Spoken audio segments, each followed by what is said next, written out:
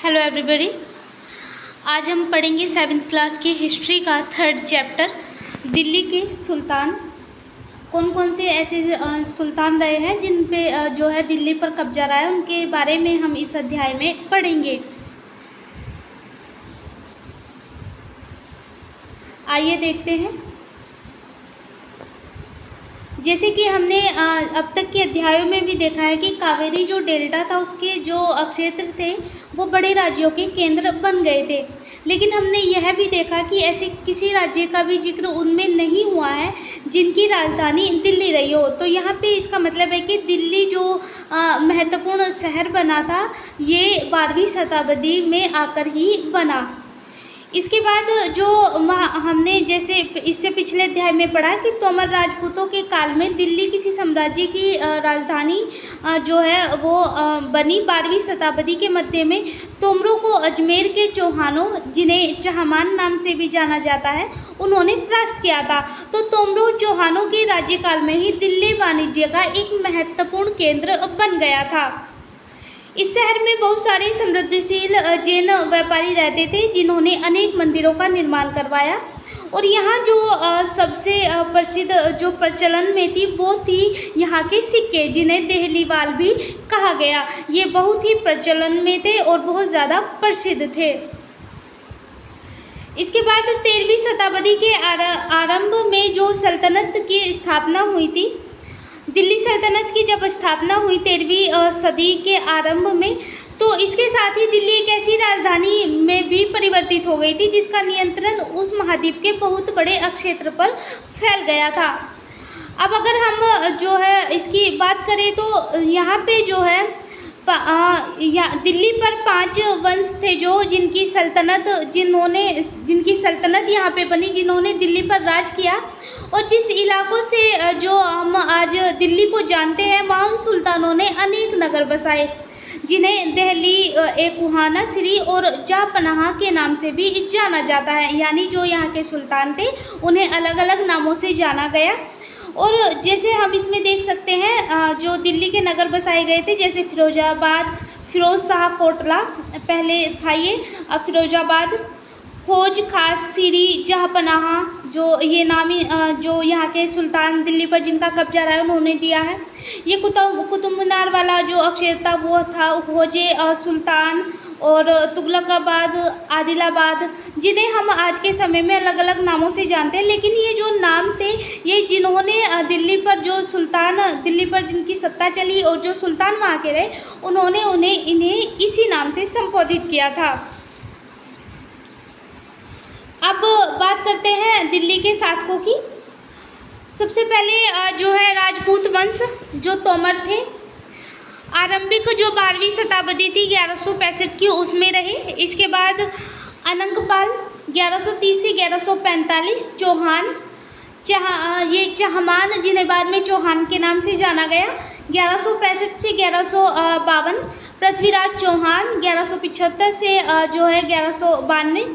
फिर था जो है आरंभिक तुर्की शासक, जो तुर्की शासन था वो आ जाता है, जिनमें सबसे पहले था कुतुबुद्दीन ऐबक, उसके बाद शमसुद्दीन मतलब इल्तुतमिश जिसे कहा गया, और फिर इसके बाद जो इसकी बेटी थी रजिया सुल्तान, उसे गद्दी पर बैठाया गया। इसके बाद गयासुद्दीन बलबन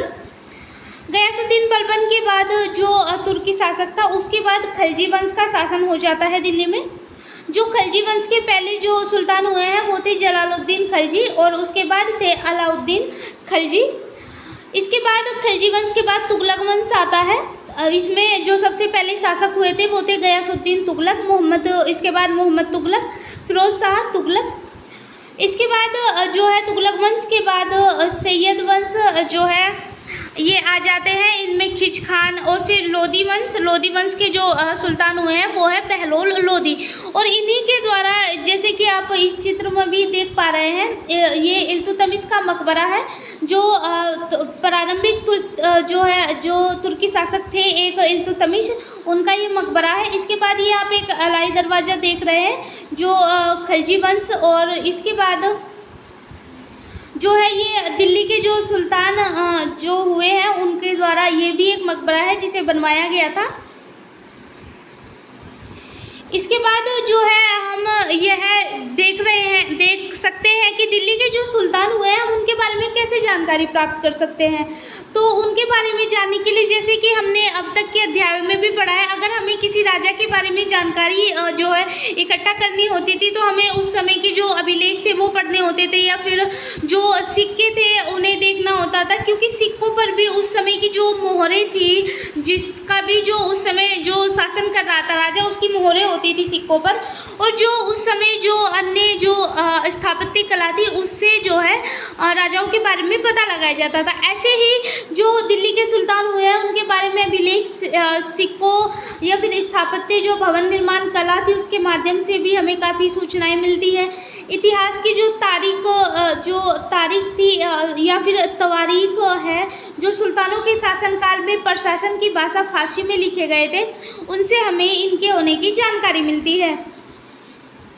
ये आप देख पा रहे होंगे चित्र फर्स्ट में, आप देख सकते हैं पांडुलिपि को तैयार करने के इसमें 4 चरण है। पहला है कागज को तैयार करना, जैसे कि ये हो रहा है। इसके बाद लेखन कार्य, इसके बाद महत्वपूर्ण शब्दों जो है अनुच्छेद को और ध्यान आकर्षित करने के लिए सोने को जो है पिघलाया जाता था। उसके बाद जो है जिल्द तैयार की जाती थी। तो ये अलग अलग जो है पांडुलिपियाँ थी जो अलग अलग 4 चरणों में तैयार की जाती थी। इसके बाद जो है हमने एक अभी त्वारिख शब्द पढ़ा है। जो त्वारिख थे लेखक, सचिव या प्रशासक, कवि जो होते थे वो ही त्वारिख होते थे, और जिसे जो है सुशिक्षित व्यक्ति ये होते थे जो घटनाओं का वर्णन करते थे, और शासकों का जो प्रशासन था, कैसा उनका प्रशासन था और प्रशासन के संबंधी वो सलाह देते थे, और जो है न्याय संगत के महत्व पर ये बल देते थे। अब अगर हम न्याय चक्र की इनकी बात करें तो जो 13वीं शताब्दी के इतिहासकार है फ़ख-ए-मुदब्बिर ने जो लिखा है इनके बारे में, वो लिखा है कि राजा का काम सैनिकों के बिना नहीं चल सकता था, क्योंकि इस जो है सैनिक किसी भी जो सत्ता होती थी, सैनिक जो है कोई भी जो राजा होता था उसके लिए बहुत महत्वपूर्ण होती थी, बहुत महत्वपूर्ण होते थे सैनिक। तो सैनिकों का जो है सैनिक वेतन के बिना नहीं जी सकते थे, और जो वेतन उनके लिए आता था वो किसानों से एकत्रित किया जाता था, क्योंकि जो हम अभी तक पढ़ते आए हैं कर वसूला जाता था। अलग अलग प्रकार के जो कर होते थे किसानों से कर, जो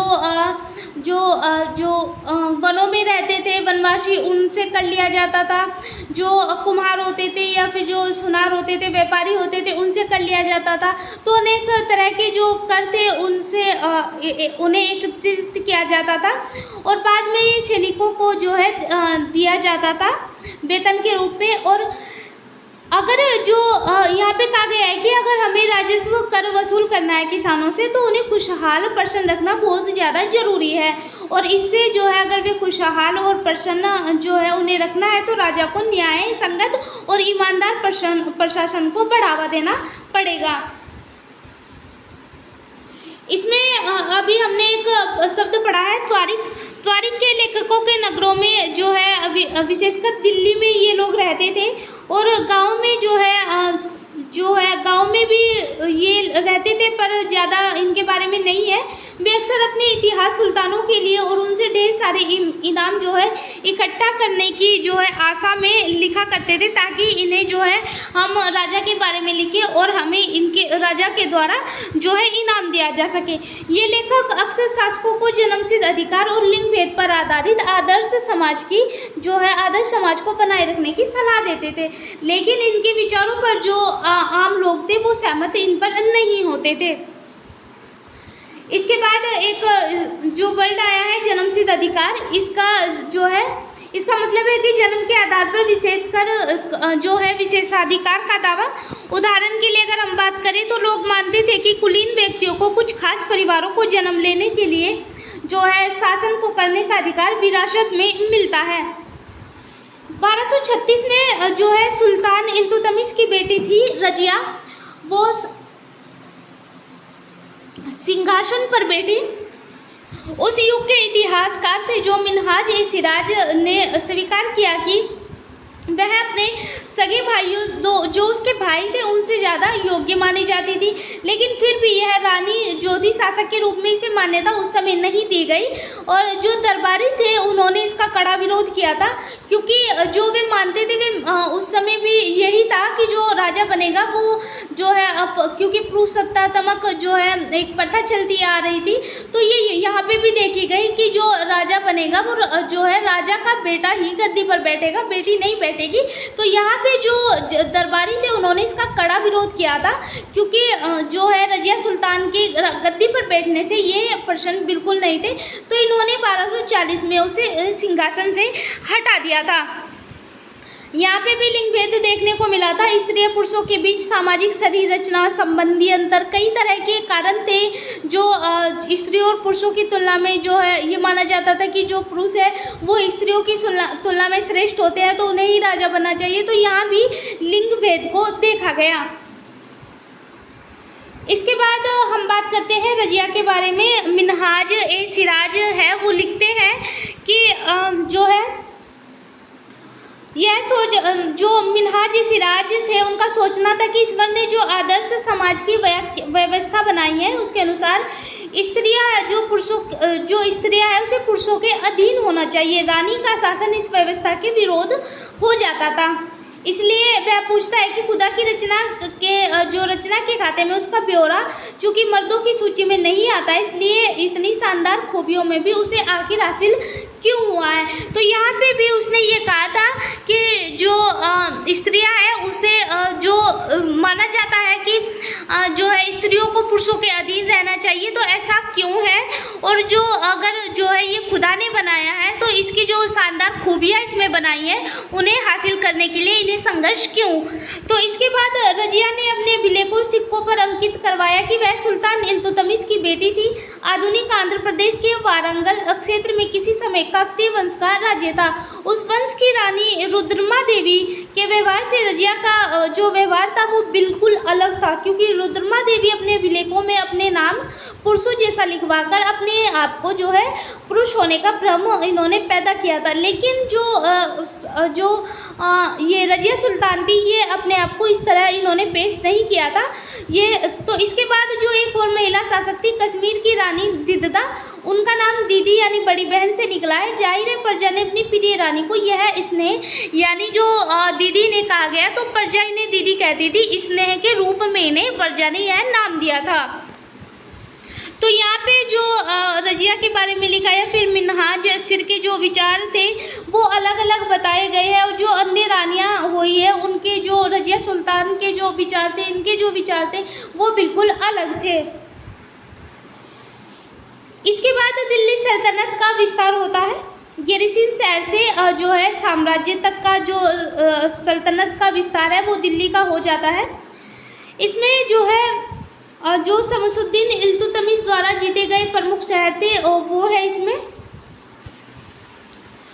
अब 13वीं शताब्दी के आरंभिक जो वर्ष थे उनमें जो है दिल्ली के सुल्तान के शासन है गेरोसिन यानी रक्षक सैनिकों की टुकड़ियों के निवास के लिए बने मजबूत किलेबंद शहरों से जो परे शायद ही कभी फैला हो उससे संबंध रखते थे, लेकिन उनसे दूर जो भीतरी प्रदेशों पर उनका नियंत्रण के बराबर था, इसलिए उन्हें आवश्यक सामग्री रसद आदि के व्यापार कर लूट मार पर ही निर्भर रहना पड़ता था।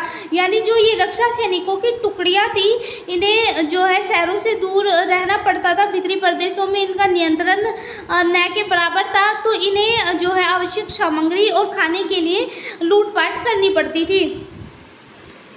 दिल्ली से सुदूर बंगाल और सिंध के गेरोसिन शहरों का नियंत्रण बहुत ही कठिन था।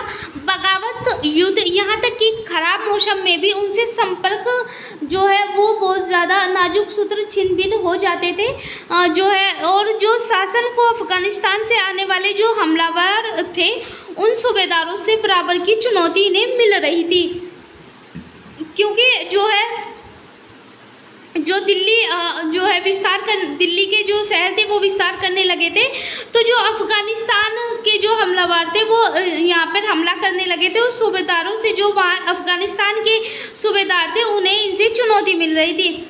इसके बाद जो है कमजोरी का आभास मिलते ही जो है विद्रोह का झंडा ये लोग खड़ा कर देते थे, और इन चुनौतियों के चलते सल्तनत जो है बड़ी मुश्किलों का इन्हें जो है मुश्किल से किसी तरह अपने आप को बचाते थे। इसके बाद गयासुद्दीन बलबक, अलाउद्दीन खिलजी और मोहम्मद तुगलक के जो राज्यकाल में जो है इसका जो दिल्ली है उसका विस्तार होता है।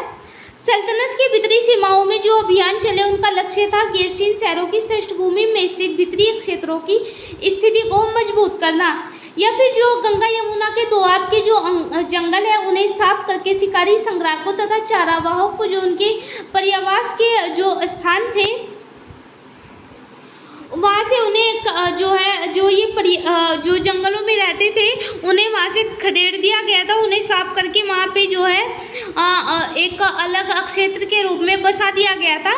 इसके बाद जो ज़मीन किसानों को दे दी गई, कुछ ज़मीन जो थी किसानों को दे दी गई, कृषि कार्य को जो है प्रोत्साहन दिया गया, व्यापार मार्गों की सुरक्षा, क्षेत्रीय व्यापार की उन्नति के जो है उन्नति के लिए नए नए किले और नए नए शहर बनाए गए। तो यहाँ पे इसके लिए जो है जो सल्तनत थी बाहरी से जो है उसका विस्तार होता चला गया। अलाउद्दीन खिलजी का शासन आता है। दक्षिणी भारत का जो है इसका लक्ष्य था, जो दक्षिणी भारत था वहाँ इसने अपना सैन्य अभियान शुरू किया था।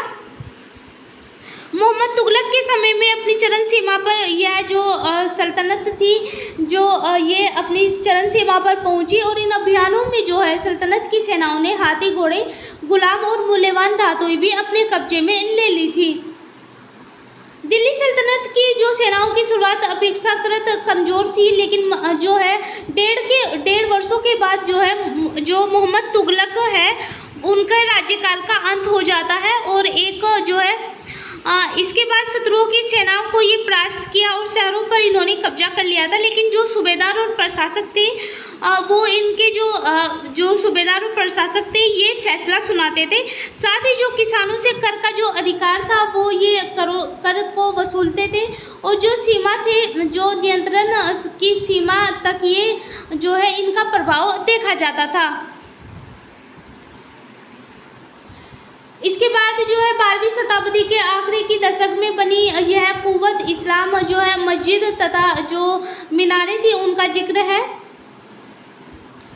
जामा मस्जिद दिल्ली के सुल्तानों द्वारा बनाई गई सबसे पहले शहर में स्थित है। इतिहास में इस शहर को दिल्ली एक पुराना शहर कहा गया।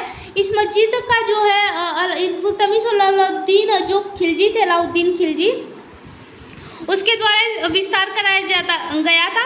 मीनार 3 सुल्तानों कुतुबुद्दीन ऐबक, इल्तुतमिश और फिरोज शाह तुगलक द्वारा ये बनाई गई थी। जैसे कि आप ये देख पा रहे हैं ये कुतुब मीनार है जो इल्तुतमिश जो है इल्तुतमिश थे और जो कुतुबुद्दीन ऐबक थे उसके द्वारा बनाई गई थी। मस्जिद यह एक अरबी शब्द है जिसका शाब्दिक अर्थ है ऐसे संस्थान जहाँ मुसलमान जो है अल्लाह की आराधना में सजदा यानी सजदे का मतलब है वे मत्था टेक कर वहाँ पे अल्लाह का नाम लेते थे।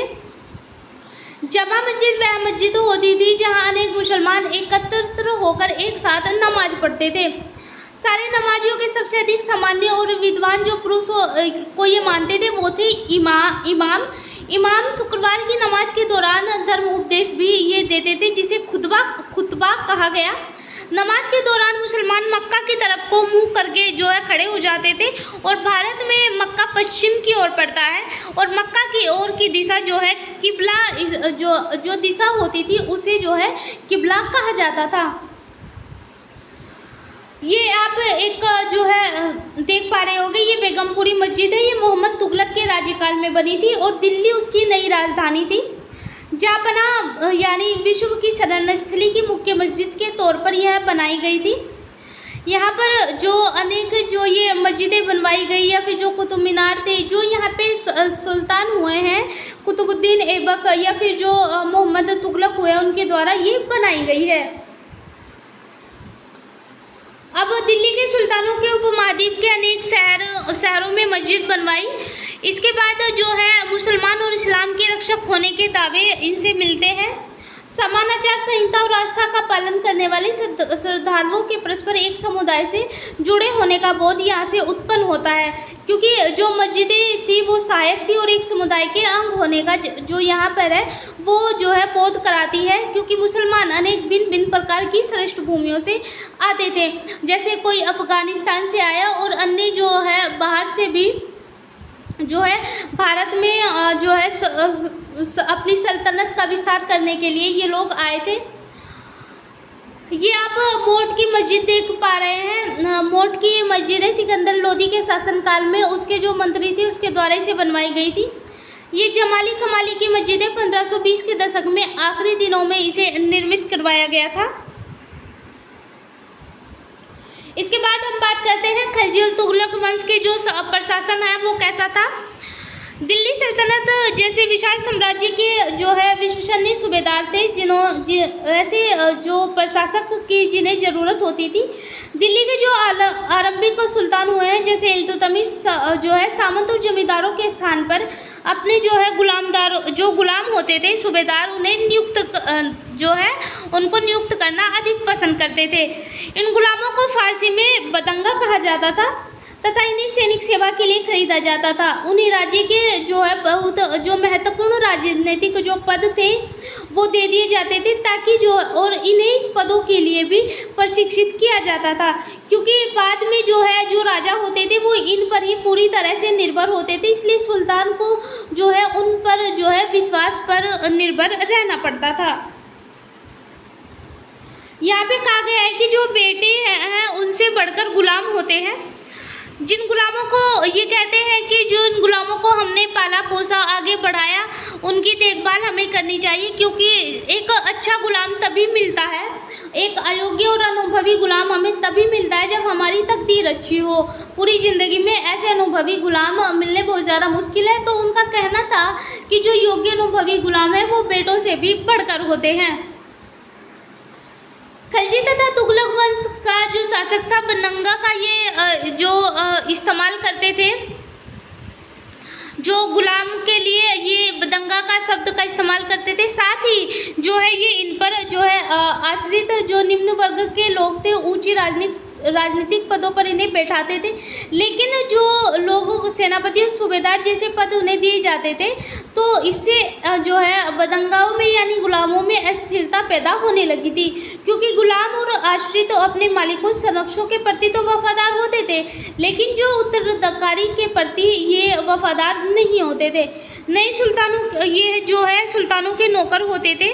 फलस्वरूप किसी नई शासन जो सिंहासन पर बैठते थे प्राय नए और पुराने सरदारों के बीच जो है टकराहट देखने को मिलती थी। तो सुल्तानों द्वारा जो निचले तबके के लोगों को संरक्षण दिए जाने के कारण उच्च वर्ग के कई लोगों को जो है गहरा धक्का लगता था। जो फारसी में एक शब्द है तारिक, जो है निचले खानदान के जो लोग होते हैं उन्हें ऊंचे पदों पर जो है बैठाने के लिए दिल्ली की सुल्तानों की जो आलोचना है वो इनके द्वारा की जाती थी।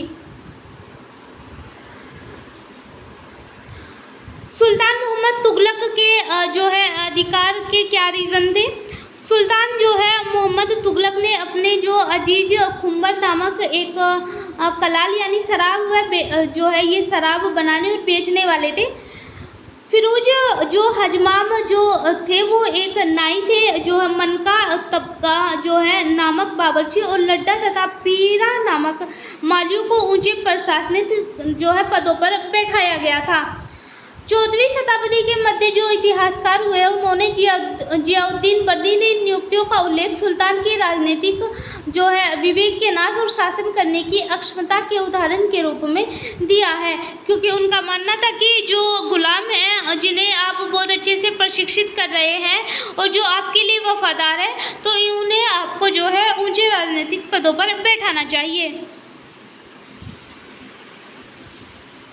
पहले आने वाले सुल्तानों की तरह जो है खिलजी और तुगलक शासकों ने भी सेनानायकों और भिन्न भिन्न आकार के इलाकों के जो सूबेदार थे उन्हें नियुक्त किया। ये जो इलाके होते थे इन्हें इक्ता कहा गया और इन्हें संभालने वाले जो अधिकारी होते थे उसे इक्तादार या मुफ्ती कहा जाता था। मुफ्ती का फर्ज था सैनिक अभियानों का नेतृत्व करना और अपने इक्ता जो कानून व्यवस्था है उसे बनाए रखना। इसके बाद जो सैनिकों को सेवाओं के लिए वेतन दिया जाता था तो मुफ्ती जो है वो राजस्व कर की वसूली जो किसानों से कर वसूला जाता था वो मुफ्ती ही इसे वसूलते थे और बाद में सैनिकों को यही तनख्वाह देते थे।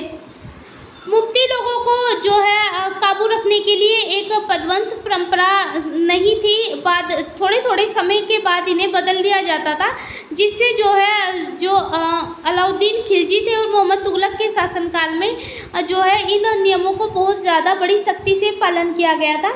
जो मुफ्ती थे इन्हें इसलिए बार बार जो है अलग अलग कर दिया जाता था ताकि जो है भ्रष्टाचार उत्पन्न न हो। इसके बाद मुफ्ती लोगों द्वारा एकत्रित किए गए जो राजस्व कर था उसका हिसाब था जो वो लेने के लिए राज्य द्वारा एक लेखा अधिकारी भी नियुक्त किया जाता था और इस बात का वह ध्यान रखता था कि जो मुफ्ती है वो जो है कितना जो है कर वसूल कर रहा है और कितनी संख्याओं में जो है सैनिक है और उन्हें कितना जो है वो वेतन दे रहा है।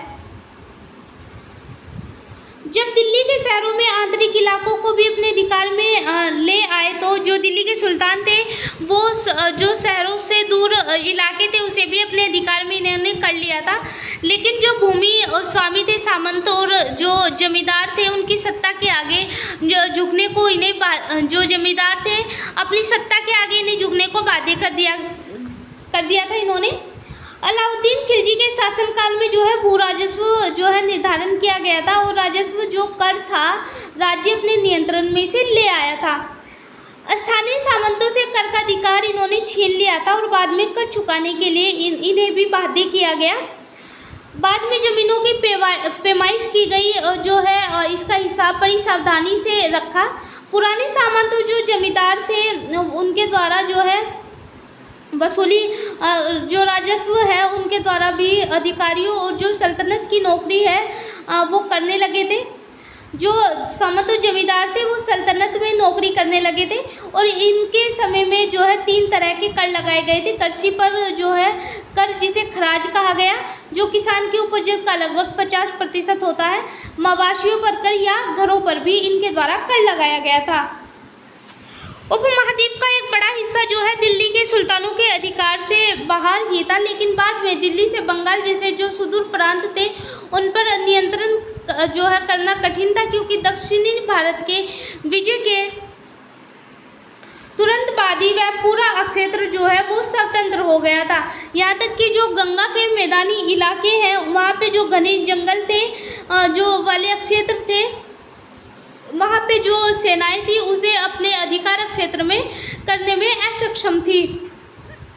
स्थानीय जो सरदार थे उन्होंने यहाँ पर अपना शासन जमा लिया था। बाद में जो अलाउद्दीन खिलजी, मोहम्मद तुगलक इन इलाकों पर अपना जोर जबरदस्ती अपना अधिकार क्षेत्र कर लेते हैं और कुछ समय तक ही ये अपने अधिकार को यहाँ पर रख पाते हैं। सरदार और उनकी किलेबंदी। अफ्रीकी देश मोरक्को से 14वीं शताब्दी में भारत आए इब्न बतूता ने जो है सरदारों के बारे में बताया है।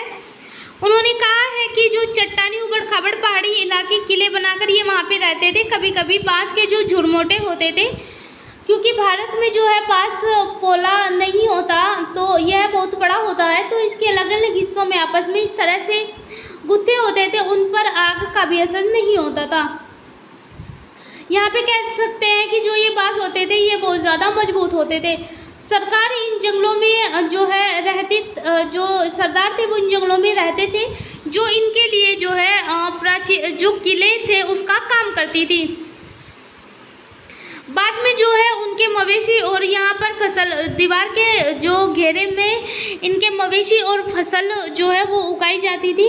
अंदर ही पानी भी उपलब्ध रहता था, अर्थात एक एकत्रित जो अगर कोई मतलब वर्षा होती थी तो उसके जल के जो है जल को भी एकत्रित इनके द्वारा किया जाता था। और बाद में जो है बलशाली सेनाओं के बिना इन्हें हराया नहीं जा सकता था। ये सेनाएं जंगल में घुसकर खास तौर पर जो है तैयार किए गए जो बांस के जो औजार थे उनका प्रयोग करती थी। चंगेज खान के नेतृत्व में मंगोलों ने 1219 में उत्तर पूर्वी ईरान में ट्रांस ओक्शियाना आधुनिक जिसे जो इस समय उज्बेकिस्तान कहा जाता है उस पर हमला किया। इसके शीघ्र बाद ही दिल्ली सल्तनत को जो है उसने उस पर भी हमला कर दिया था।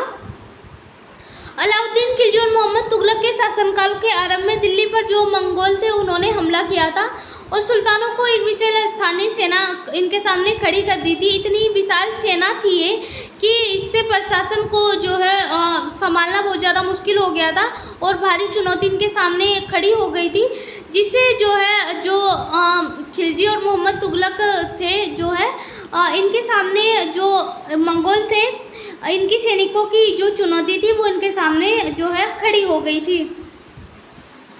अब बात करते हैं अलाउद्दीन खिलजी और मोहम्मद तुगलक की। दिल्ली पर 2 बार हमले हुए हैं, 1299 और 1300 में। 1302 से 1303 में इनका सामना करने के लिए अलाउद्दीन खिलजी ने एक विशाल जो स्थानीय सेना थी वो खड़ी कर दी थी। मोहम्मद तुगलक की बात करें तो मोहम्मद तुगलक के शासन के प्रारंभिक वर्षों में सल्तनत पर हमला हुआ था। मंगोल सेना से जो है परास्त हो गई थी। मोहम्मद तुगलक का अपनी सेना की शक्ति और संसाधनों का इतना विश्वास था कि उनकी जो ट्रांस ओशियाना पर आक्रमण की योजना थी, जो उज्बेकिस्तान था उस पर जो इन्होंने योजना बनाई थी तैयार करना, उसका आक्रामक जो है स्थायी सेना तैयार करना एक आक्रामक कदम था मोहम्मद तुगलक का। इसके बाद जो है अलाउद्दीन खिलजी ने अपने सैनिकों के लिए सिरी नामक एक नया गिरिशीन शहर बनाया। मोहम्मद तुगलक ने नया गिरिशीन शहर बनाने के स्थान पर दिल्ली के जो चारों शहरों से सबसे पुरानी शहर दिल्ली कोहाना को निवासियों से खाली करवा दिया था। वहाँ सैनिक छावनी बना दी गई। पुराने शहर के जो निवासी थे उन्हें दक्षिण में बनी नई राजधानी दौलताबाद में इन्हें भेज दिया गया था। अलाउद्दीन खिलजी ने सैनिकों के पेट भरने के लिए, समस्याओं के समाधान के लिए जो है जो यमुना के बीच की भूमि थी उसे कर के रूप में खेती की पैदावार इकट्ठी करके जो है सैनिकों का जो है खाने की जो प्रॉब्लम थी वो इसने जो है सॉल्व की थी। किसानों का जो पैदावार का 50% हिस्सा था वो कर के तौर पर दिया जाने लगा था। इसके बाद जो मोहम्मद तुगलक थे उसने सेना को खिलाने के लिए इलाके से खाद्यान्न इकट्ठे किए, लेकिन सेना की एक विशेष संख्या की जरूरत पूरी करने के लिए सुल्तान ने अतिरिक्त कर भी लगाए। इसी दौरान उस क्षेत्र में अकाल भी पड़ा था।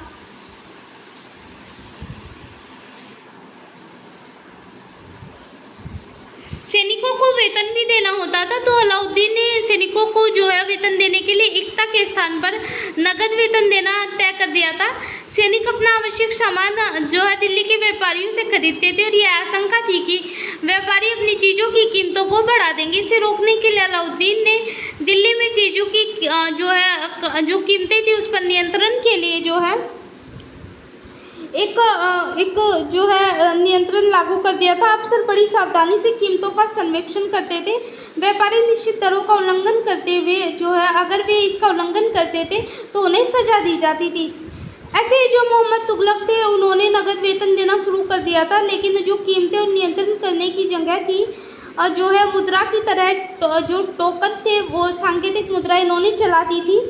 ये सिक्के धातु के बने होते थे, लेकिन सोने चांदी के न होकर ये एक सस्ती धातु थी। 14वीं सदी तक आते आते लोग इस मुद्रा पर भरोसा जो नहीं करते थे, लेकिन क्योंकि वे बहुत ज़्यादा चतुर थे, वे अपने सोने चांदी के सिक्कों को बचाकर रख लेते थे और अपने तमाम जो उनके जो टोकन मुद्रा थी जो मोहम्मद तुगलक के समय की वो चुकाते थे। इस सस्ती मुद्रा से जो है जाली सिक्के भी बड़ी आसानी से बनाए जा सकते थे। अलाउद्दीन खिलजी के जो प्रशासनिक कदम थे काफ़ी सफल रहे। इतिहासकारों ने कीमतों में जो है वो बाजार में वस्तुओं की कुशलता से जो है आपूर्ति के लिए शासनकाल की बहुत प्रशंसा की। मंगोल आक्रमण से खतरे को इन्होंने सफलतापूर्वक उसके आक्रमण का जो है सामना इन्होंने किया। मोहम्मद तुगलक का जो है प्रशासनिक कदम भी लेकिन बेहतर नहीं रहा है, सफल रहा। कश्मीर पर उसका आक्रमण पूरी तरह से विफल हो गया था। तब उसने जो तुरान पर हमला करने का इरादा था वो छोड़ दिया था, क्योंकि जो उसकी विशाल सेना थी जो है वो भंग उसे कर दिया था। इस बीच उसने जो है प्रशासन संबंधी जो कदम उठाए थे उनसे कई परेशानियां पैदा हो गई थी। तो इससे जो है यमुना के जो दोआब थे वहाँ पर अकाल भी पड़ा था और जनता जो है बगावत पर उतर पड़ी थी और मोहम्मद तुगलक को टोकन मुद्रा भी जो है वापस लेनी पड़ गई थी।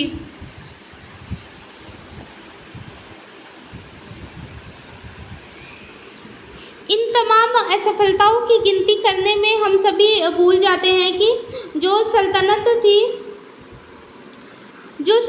के इतिहास में जो हमने पढ़ा है कि दिल्ली के जो सुल्तान थे वो मंगोल इलाके में फतह करने की अभियान की योजना बनाई थी, जहां अलाउद्दीन जो खिलजी थे वो जो बल प्रतिरक्षा पर केंद्रित थे और जो मोहम्मद तुगलक के द्वारा उठाए गए कदम थे मंगोलों के विरुद्ध, तो वो सैनिक आक्रमण की योजना का हिस्सा थे।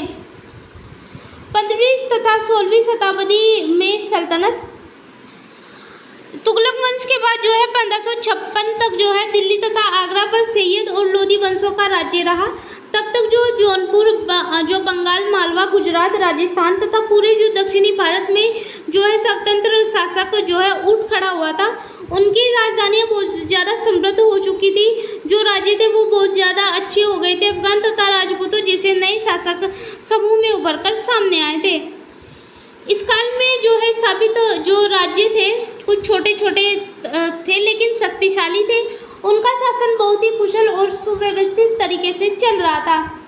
1540 से 1545 तक जो है बिहार में शेरशाह सूर एक छोटे से इलाके के प्रबंधक के रूप में इन्होंने काम शुरू किया था और आगे चलकर इनकी उन्नति जो है मुगल सम्राट हुमायूं तक को चुनौती दी और इन्हें परास्त भी किया था। शेरशाह ने दिल्ली पर आक्रमण करके सभी अपना राजवंश स्थापित किया, लेकिन जो सूरी वंश ने केवल जो है यहाँ पर 15 वर्ष तक शासन किया। इसके बाद जो है अलाउद्दीन खिलजी वाले कई तरीकों को अपनाकर उन्हें और भी ज़्यादा अच्छा इनके द्वारा बना दिया गया था। इसके बाद जो है महान सम्राट अकबर 1556 से 1605 ने जब मुगल साम्राज्य को जो है घोषित किया, तो इसने अपने प्रतिमान के रूप में शेरशाह की जो प्रशासन व्यवस्था थी उसे लागू किया था और इसे अपनाया गया था इसके द्वारा। तो ये आज का जो हमारी करंट जो ये आज की जो हमने चैप्टर पढ़ा है, इसमें हमने कुछ शब्दों को पढ़ा है। इक्ता, तारीख, गैरिसिन, मंगोल, लिंग, खल्ज जैसे जो थे मंगोल के बारे में हमने पढ़ा था जिन्होंने आक्रमण किया था। लिंग भेद हमने पढ़ा, रजिया सुल्तान और जो उसके भाइयों के बीच में जो है समान रूप से उसे नहीं देखा गया था, इसे राजगद्दी से हटा दिया गया था। खराज हमने पढ़ा है। तो ये शब्द हमने इस अध्याय में पढ़े हैं। तो उम्मीद है कि आपको चैप्टर समझ आया होगा। Thank you so much.